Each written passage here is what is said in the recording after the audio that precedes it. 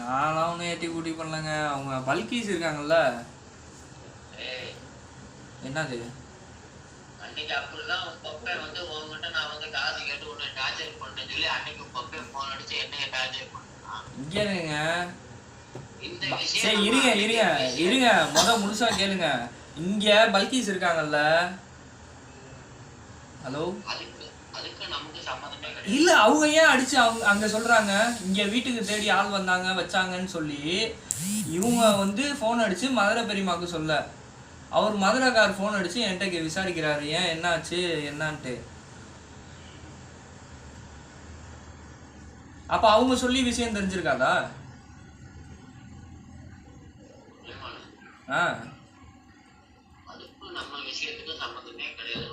இதுக்கும் அந்த விஷயத்துக்கு சம்மந்தம் கிடையாதுன்னா நான் ஒரு எடுத்துக்காட்டுக்கு சொல்றேன். இது வந்து நம்மளை வந்து சுற்றிலே எல்லாரும் இருக்க தான் செய்கிறாங்க.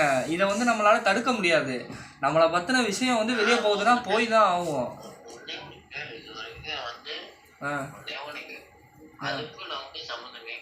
எதுக்கும் நமக்கும்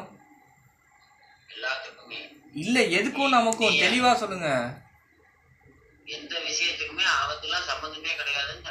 யார பல்கீஸ சொல்றீங்களா? பல்கீஸும் சரி, உங்க அம்மாவும் சரி, உங்க அத்தாவும் சரி, உங்க பாட்டியும் சரி. சரிங்க, அப்ப அவங்க வந்து விஷயம் தெரியுது அப்படின்னா பேசதானே செய்வாங்க நம்மளை பத்தி. கிடையாது. சரி, ஓகே. நானாச்சு. இப்ப வந்து நகை பிரச்சனைக்கு வந்து இப்ப ஜானாச்சு. இருங்க இப்ப என் பிரச்சனைய வந்து இங்க வீட்டுல இருந்து தான் சரி பண்றேன்னு சொல்லியிருக்காங்க. இப்போ என்ன பண்ணலாம்னு சொல்ல, வீட்டில் வேணான்னு சொல்லவா, நீங்கள் சரி பண்ண வேணான்னு சொல்லிடவா? புரியல. இப்போ என் பிரச்சனை இருக்குல்ல, ஒத்துமொட்ட பிரச்சனை இருக்குல்ல, என்ன சொல்லிருக்க? 10% பிரச்சனை எனக்கு தெரியும், நீ சொல்லு. ஆமா, உண்மையிலே என்னோட 10% பிரச்சனை மட்டும்தான் எனக்கு. ஆமா, இது இல்லாம 90% வெளியே இருக்கு. அதுக்கு நான் என்ன பண்றது? அந்த 90 சொல்லலாம்.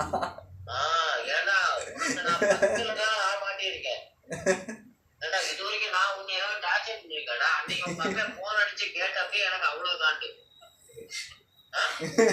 ஒன்னாலதான் என் மகன் வந்து சாவ போறேன்னு சொன்னா இது பண்ண. நான் எங்க சாவ போறேன்னு காண்டி என்னோட 10% நீ சாவ முடியா? நான் அப்படி சொல்லவே இல்லையே சாவறேன்னு சொல்லி. ஒப்பே சொன்னால கேள விட்டேன், அங்கதான் இருக்கான். இல்ல, இது வரைக்கும் நான் வந்து உன் கூட எப்படி ஃப்ரெண்டா தானே இருக்கேன் நானு. இப்ப என்ன பண்ணணுங்கிறீங்க? இல்ல, இப்ப நீ சொல்ல வந்து அதை சொல்ல வரேன். அது சொல்லிச்சு இது சொல்லிச்சு, இதெல்லாம் நமக்கு தேவையில்லாத பிரச்சனை. தேவையில்லாத பிரச்சனை கிடையாதுங்க, உங்களுக்கு வந்து புரிய வைக்கிறேன். இப்ப நம்மளோட பிரச்சனை வந்து வெளியே தெரிஞ்சிச்சு அப்படின்னா நம்ம சொந்தக்காரங்க எல்லாரும் பேசலாம் செய்வாங்க. இப்ப உங்களோட பிரச்சனை இருக்குல்ல, இப்ப அரியாவூரோட பிரச்சனை இருக்குல்ல, யார்கிட்டையும் சொல்லல. ஆனா வந்து அவங்க தில்ஷாத் பக்கத்துல இருக்காங்களா, அவங்களுக்கு தெரியுமா? சொல்லுங்க. ஹலோ, அவங்களுக்கு தெரிஞ்சிச்சு அப்படின்னா அவங்க வந்து ஒரு 4 பேருக்கு இந்த மாதிரி சேர்ந்து அலி வீட்டில் இப்படி ஒரு பிரச்சனை நடக்குது அப்படின்னு சொல்லி பேசுறது அது வந்து இயல்பு.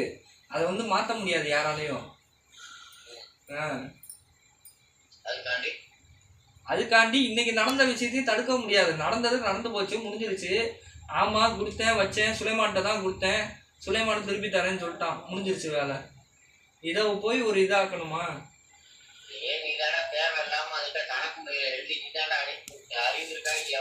நான் கணக்கு எழுதி அனுப்பி விடும்போது அவங்க சொல்லல நகை விஷயத்தை பத்தி.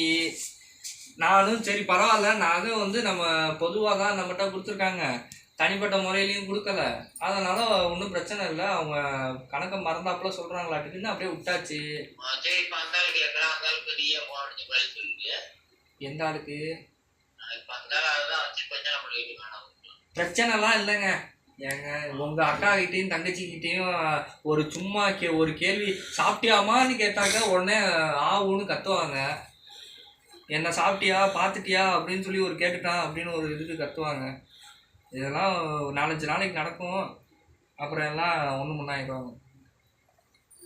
ஆமாம், இதெல்லாம் பிறந்ததுலேருந்து பார்த்துட்டு தானே இருக்கும்.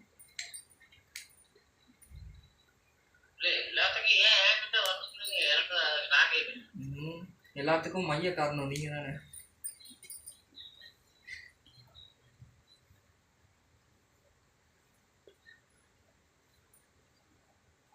ஹலோ,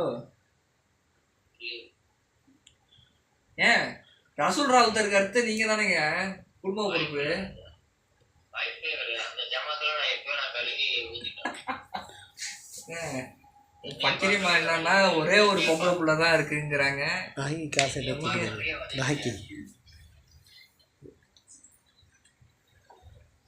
என்னது இது பார்த்து கொஞ்சம் நாளைக்கு கிளம்பி வந்தாலும் வந்துடும். என்ன காசு? அதுதான் ஏதாவது பிளான் பண்ணிக்கிட்டு இருக்கேன். ஹலோ, உங்க பாட்டி எங்க ஊர்ல தான் இருக்கேன். சரி, அந்த தோடு இருக்குமா இருக்காதா? என்னதான் கதை சொல்றீங்க?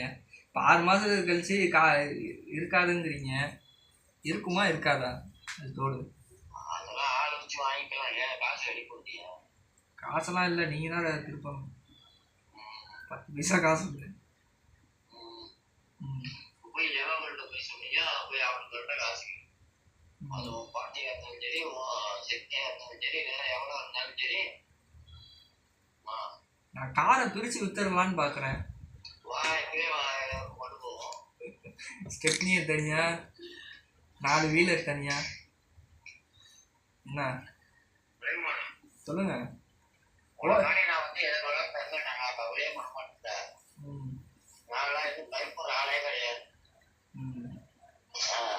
வீட்டுல ஆசியா பேகம்னு ஒருத்தவங்க இருக்காங்களா, அவங்கள பார்த்தா பயந்து தானே அவங்க. அது வீடு மட்டும் தான், அது பேர் இல்லை. அதாவது வீட்டு மேல கை வைக்க மாட்டீங்க. அதே நான் உடைச்சிட்டு தான் போவேன். வீட்டை வந்து சப்தி பண்ணேன்னு சொல்லி வேணும் வச்சுக்க. வீட்டை நான் வந்து குடும்பம் வச்சு ஒரே சேனல் உடைச்சு விட்டு எடுத்து போட சொல்லிட்டேன். அதுவும் நான் பிளான் பண்ணி வச்சிருக்கேன்.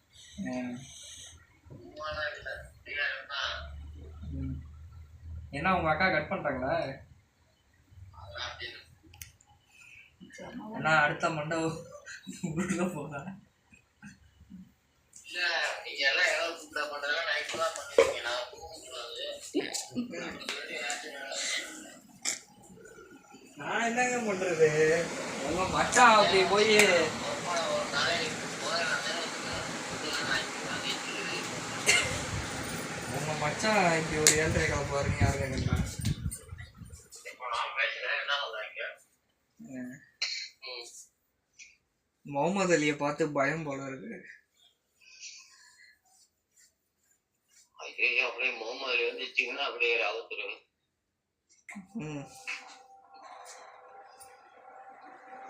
சாவடிக்கிறாங்கடா நம்மள எல்லாத்தையும் சேர்ந்து, எல்லாரும் சேர்ந்து நம்மளை சாவடிக்க பார்க்குறாங்க. இந்த 2025 தப்பிச்சிட்டோம் அப்படின்னா அவ்வளோதான். 2026 நார்மல் ஆயிரும். சாவடிக்கிற அவசியம் கிடையாது. ஆனா 2024 யோசிச்சேன். ஐயோ, இந்த இன்சியலை கண்டு சாவன் பண்ண சொல்லி செத்து போயிடலாம் சொல்லி யோசிச்சேன். அதுக்கெல்லாம் வாய்ப்பு நம்மளை ஏன்னா கேட்டாலும் அவனை சாவடிச்சிட்டு நம்ம கழிக்கணும். தூக்கி ஜெயிலே வச்சாலும் பரவாயில்ல.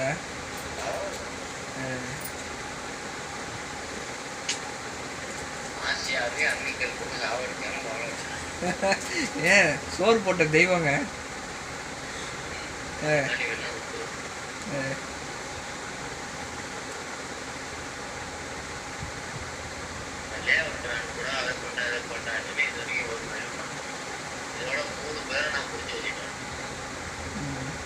அது லால்குடியில தாங்க போய் எடுத்து அனுப்பணும்.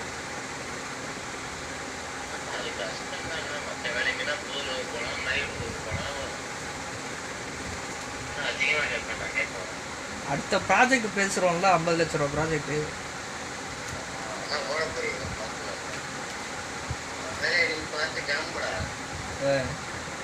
என்ன கடைசியில் நீங்களும் வெளிநாட்டுக்கு போக சொல்றீங்க?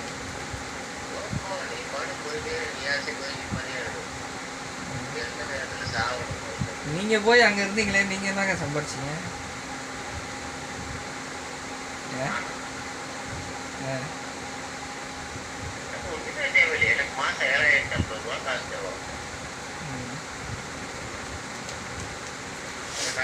ஒரு 2750 ரூபா லோன்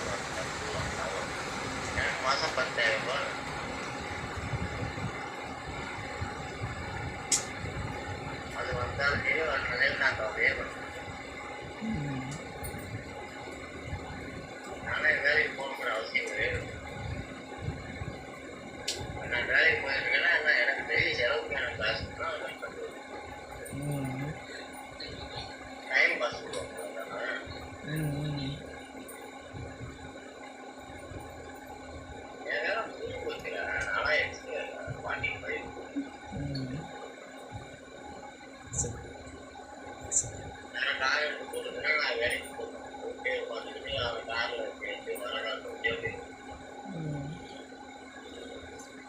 சரி நான் இந்த வண்டியை ரெடி பண்ணிடுவேன். இந்த ஸ்ப்ளெண்டரை ரெடி பண்ணிட்டாங்க வந்து நிப்பாட்டிடவா? எக்ஸல் எடுத்துடவா? அன்னைக்கே எடுத்துட்டு போய் குழப்ப பாருனாச்சு. நான் ஒன்றும் ஸ்ப்ளெண்டர் கேட்கவே இல்லையே. அன்னைக்கு குழம்பு வந்து அந்த வண்டி உன் பேர்ல இருக்கும் வச்சு குழம்பு போடுறாருன்னா நான் தானே அது கூட உனக்கு சேர்த்து போய் எனக்கு ஸ்ப்ளெண்டர் என்ன ஒயிட் ஷாப் போடுறது வண்டியில் அப்படி தேவையில்லை. தண்ணி தூக்கலாம் தேவையில்லை. இந்த மாதிரி என் வண்டி நான் இருக்கேன் மோட்டார் மட்டும் தான் என்னோட இல்லை என்னோட மோட்டார் தான் என்னோட அவங்க ஓட்டுறாங்களா ஆசியாமி எக்ஸலை? ஓட்ட கற்று தரலாம்ல.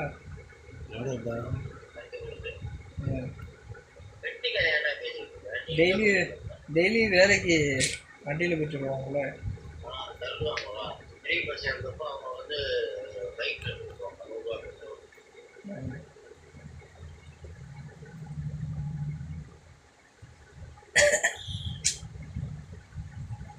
அவங்க அப்பா என்ன தூங்கிட்டாரு.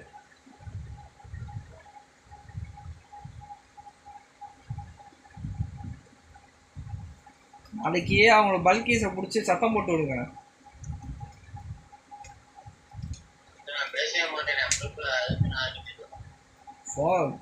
சொல்லுங்க. அப்புறம் இங்க நடக்கிறதெல்லாம் அங்க அடிச்சு சொல்லிக்கிட்டு அங்க உள்ளதெல்லாம் இங்க சொல்லிக்கிட்டு தேவையாது. இருங்க பாடு பக்கிரி பார்க்கல எனக்கு.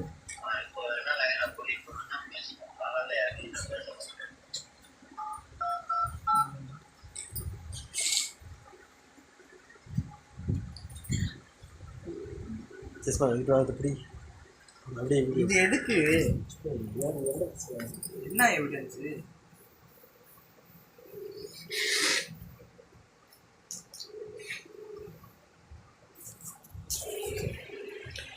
வழி இல்லை தூக்கியிருப்பாங்கடா. அவங்க மாத்திரை போட்டுருப்பாங்க சுலைமா பாவம். அவங்க எங்க தூக்கத்தை நானே தூங்கிட்டேன்.